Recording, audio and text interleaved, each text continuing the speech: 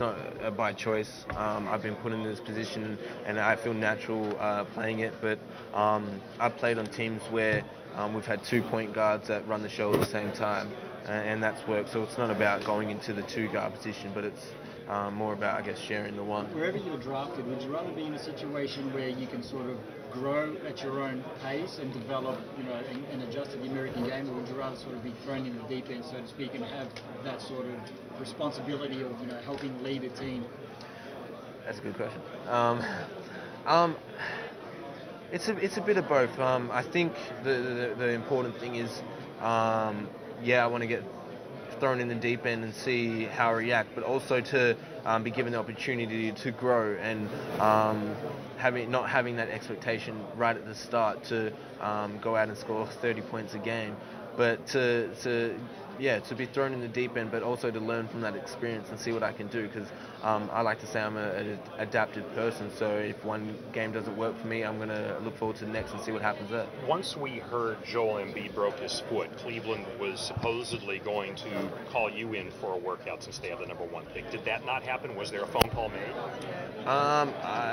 My agent has spoken to Cleveland. I didn't end up working out for them, just with the schedule and what I was doing and what me and my agency wanted to but they achieve. Expressed an interest. They expressed interest, but what me and my agents wanted to achieve, they didn't work with that, so I didn't end up working out for them. What does it mean to be kind of 24 hours away from being drafted somewhere, whether it's at the top or somewhere else?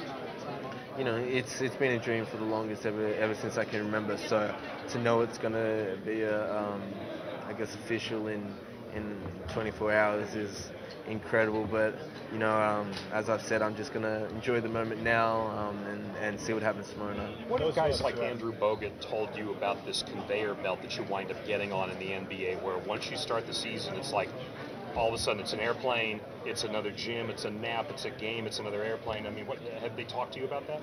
Yeah, a lot of people talk to me about that, and it's just how you manage yourself. And like I've said, the AAS has prepared me for moments like this, and we've done tours and things like that help us prepare, like not to this extent of 82 games, but help us prepare for like road trips and having to go from city to city to play games. So, how do you get ready for the stamina of it all? You just got to get through. Yeah, I think the first season is going to be a grind, and it's just about getting through and getting used to it. And it's about during the off season keeping up that high intensity and staying and not just cutting off everything. I mentioned Bogut. You, Bogut, and Ben Simmons are all Essendon backers. Is there some kind of a pattern we should see here?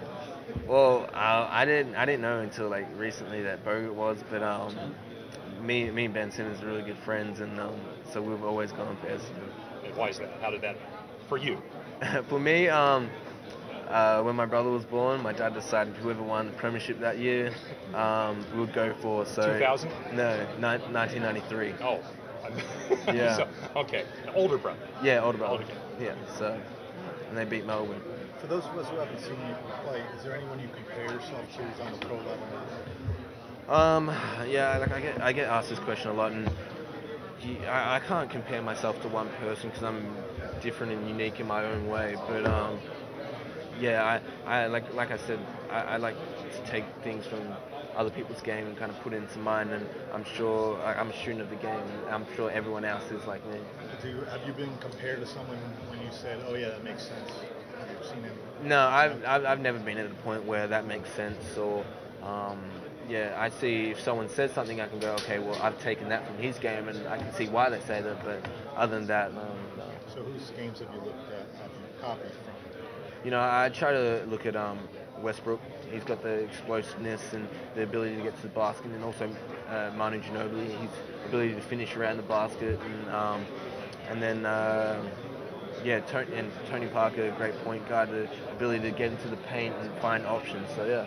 How much has your life changed in the past few months? You're doing commercials now, everyone knows who you are. What's that been like for you? Yeah, it's been a good experience. Like my life hasn't changed as much, and I don't want to change it. The only difference in me is I'm going to be playing in the NBA, which is, I guess, a big difference. But I'm just going to stick to being as normal as possible and try and Just Dante, yeah. How did the Foot strange Locker getting this kind of commercials come attention? about?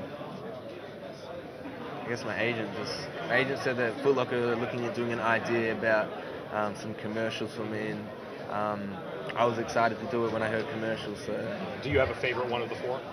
yeah, they're actually no, they're all good. I love them all, and no, I honestly I hate listening to myself, but yeah, sometimes. Have you practiced signing your autograph?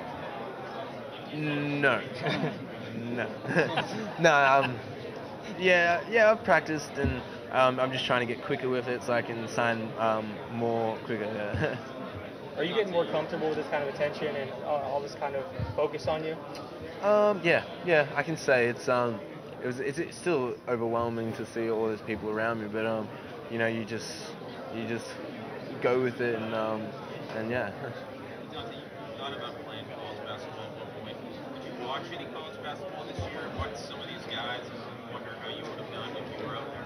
Yeah, definitely. You always watch basketball and see how you would have done in that game. And I went to the Final Four, and you know, Shabazz Napier's signed with my agency, so I've got to talk to him about how it was to play in the Final Four and see it. So, and he said it was one of the best experiences he's had. And you know, I'm unfortunate to not have that experience, but I'm looking at the bigger picture, and I'm going to be in the NBA. So, Dante, there's very little track record of international guards having success and going high in the draft. I mean, how does it feel to have a chance to be the first? You know, I don't know. I just try and look at it as a thing, and I'm not looking at it that international guards don't have success. I'm my own person, and it doesn't matter if I go number 1 or number 60. It doesn't make a difference. I'm still going to get an opportunity. So. What makes you unique As a player, I think it's being a point guard and being tall. You see the trend now coming along with Michael Carter Williams, but I think that's my uniqueness in being as quick as I am. So. What's going to be your goal for your rookie season? My number one goal is to improve on the record of the team in the previous season. Andrew Bogut has said that he would prefer that the salaries of players not be published. How do you feel when you see that people are already cashing checks that haven't even been written to you, at least in the media, declaring how much you're going to make?